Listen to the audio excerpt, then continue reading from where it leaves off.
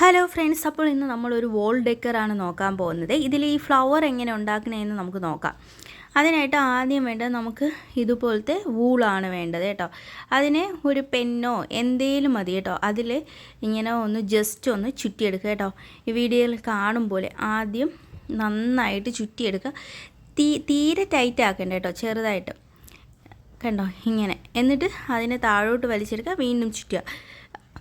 എന്നിട്ട് അത് വീണ്ടും താഴോട്ട് കൊണ്ടുവരണം കേട്ടോ. അങ്ങനെ ഈ പെന്ന് ഫുള്ളും അല്ല എങ്കിൽ ഒരു 50 പ്രാവശ്യം ചുറ്റുമോ 60 പ്രാവശ്യമൊക്കെ ചുറ്റുക. നമ്മുടെ പൂവിൻ്റെ സൈസിനനുസരിച്ചാണ് ചുറ്റേണ്ടത് കേട്ടോ. അപ്പം നമുക്ക് വലിയ പൂവ് വേണമെങ്കിൽ അത്രയും ഒരുപാട് ചുറ്റണം. ഇല്ല ചെറിയ ഫ്ലവറാണ് വേണ്ടെങ്കിൽ ചെറുതായിട്ട് ചുറ്റിയാലും മതി. അപ്പം ഞാനിതിൽ ഏകദേശം ഒരു 50 to 60 പ്രാവശ്യം വരെ ചുറ്റുന്നുണ്ട്.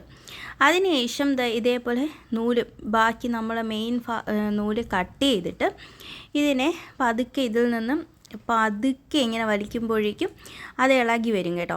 എന്നിട്ട് എന്ത് ചെയ്യണമെന്ന് വെച്ചാൽ നമ്മൾ ആദ്യം കാണുന്ന ആ ഒരു ഹോളില്ലേ, അതിലോട്ട് നമ്മളുടെ ഈ നൂലിനെ പതുക്കെ അകത്തൂടെ കയറ്റി പുറത്തെടുക്കണം. അതാണ് മെയിനായിട്ടുള്ള കാര്യം കേട്ടോ. അതും വിട്ടുപോകരുത് കേട്ടോ. അത് വിട്ടുപോയാൽ ഫ്ലവർ വരത്തില്ല. അപ്പോൾ എന്നിട്ട് നമ്മൾ നീളത്ത് പിടിച്ചില്ലായിരുന്നു ആദ്യത്തെ നൂല്, അതിലോട്ട് ഇതിന് ഒരു കെട്ട് കൊടുക്കുക. അതായത് ജസ്റ്റ് ഒന്ന് വലിച്ചിട്ട് ഒരു നോട്ട് കൊടുക്കുകയാണ് ചെയ്യേണ്ടത്.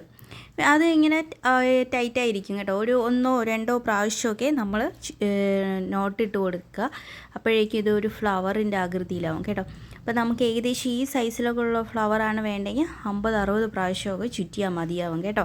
അപ്പോൾ ഇത്രയേ ഉള്ളൂ. പിന്നെ ഇതിൻ്റെ സെൻറ്ററിൽ നമുക്ക് എന്താണ് ഇഷ്ടമുള്ള ഒരു ഫ്ലവറോ ഫ്ലവറിന് ഇഷ്ടമുള്ള, അതായത് മുത്തോ എന്തെങ്കിലുമൊക്കെ വച്ച് കൊടുക്കാം കേട്ടോ. ഞാനപ്പോൾ ഇവിടെ വെള്ള മുത്താണ് വയ്ക്കുന്നത്. എൻ്റെ കയ്യിലുണ്ടായിരുന്ന വെള്ള മുത്താണ് വയ്ക്കുന്നത്. അപ്പോൾ ഇത്രയേ ഉള്ളൂ. ഇതേപോലെ ചെയ്യുന്ന ഒരു വാൾ ഡെക്കർ ചെയ്ത് നോക്കുക കേട്ടോ. Thank you.